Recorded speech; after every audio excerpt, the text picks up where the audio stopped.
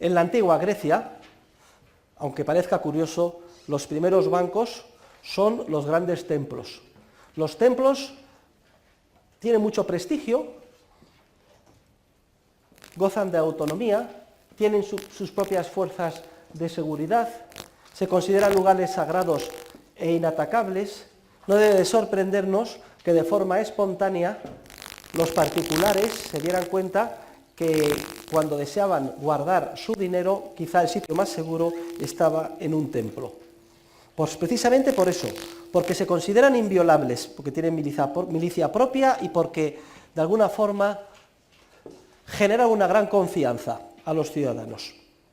Entonces está demostrado que templos como el de Apolo en Delfos, el de Artemisa en Éfeso y el de Hera en Samos actuaban como depositarios de dinero de los ciudadanos, manteniendo un coeficiente de caja del 100%, es decir, cumpliendo en un principio la obligación de guarda o custodia.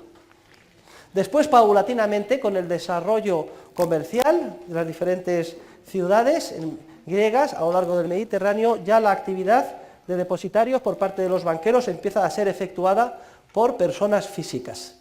Y afortunadamente ha llegado hasta hoy, pruebas documentales de alguna de estas actividades. La más importante la tenemos gracias a un discurso jurídico de defensa que fue escrito por Isócrates en el siglo IV a.C.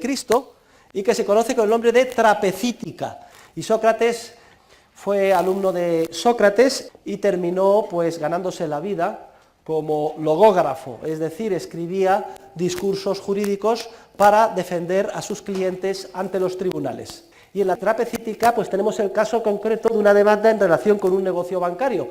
Defiende los intereses del cliente de un banquero llamado Pasión, que actuaba como banquero en Atenas.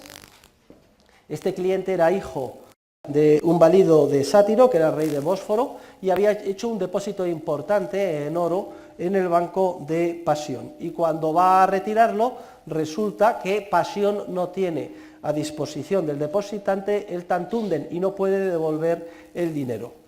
Y entonces, ¿esto qué pasa? ¿Qué pone de manifiesto? Pues primero, que Pasión había actuado al margen de los principios generales del derecho.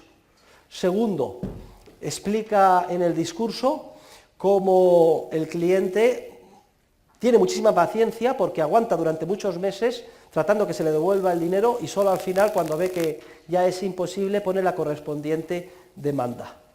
El banquero hace todo lo posible para tratar de inhibirse del problema y salvar su responsabilidad.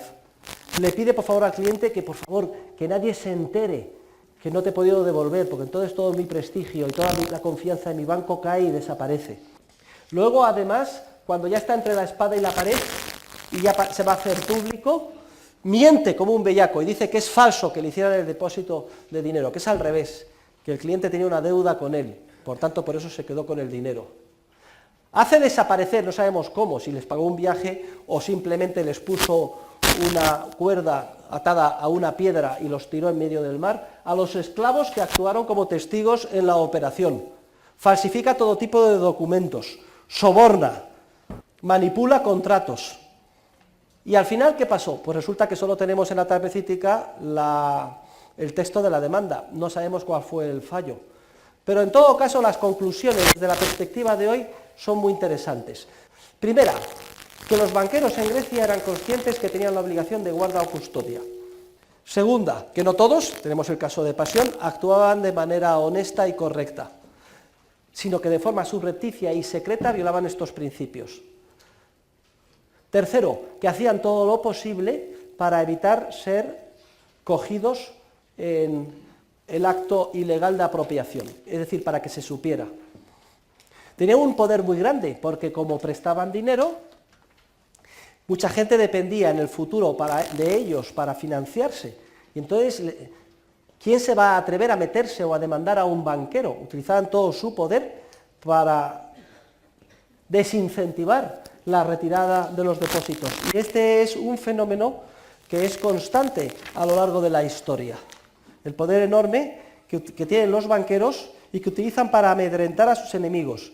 y hacer todo lo posible para dificultar y desanimar a los depositantes que quieren retirar sus depósitos.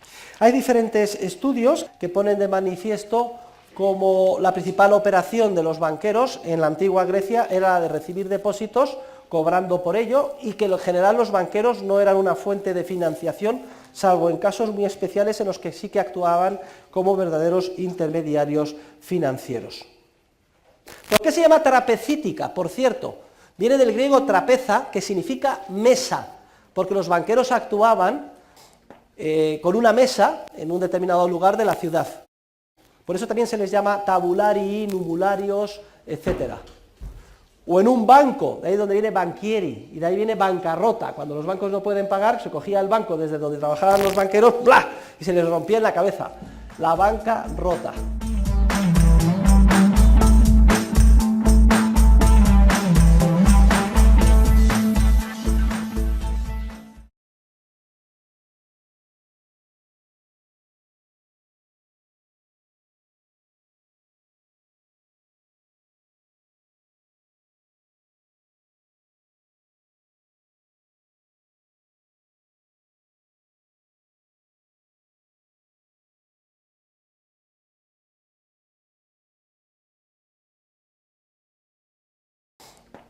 Con una mesa en un determinado lugar de la ciudad. Por eso también se les llama tabulari, numularios, etc. O en un banco, de ahí donde viene banchieri, y de ahí viene bancarrota. Cuando los bancos no pueden pagar, se cogía el banco desde donde trabajaban los banqueros, ¡bla!, y se les rompía en la cabeza. La banca rota.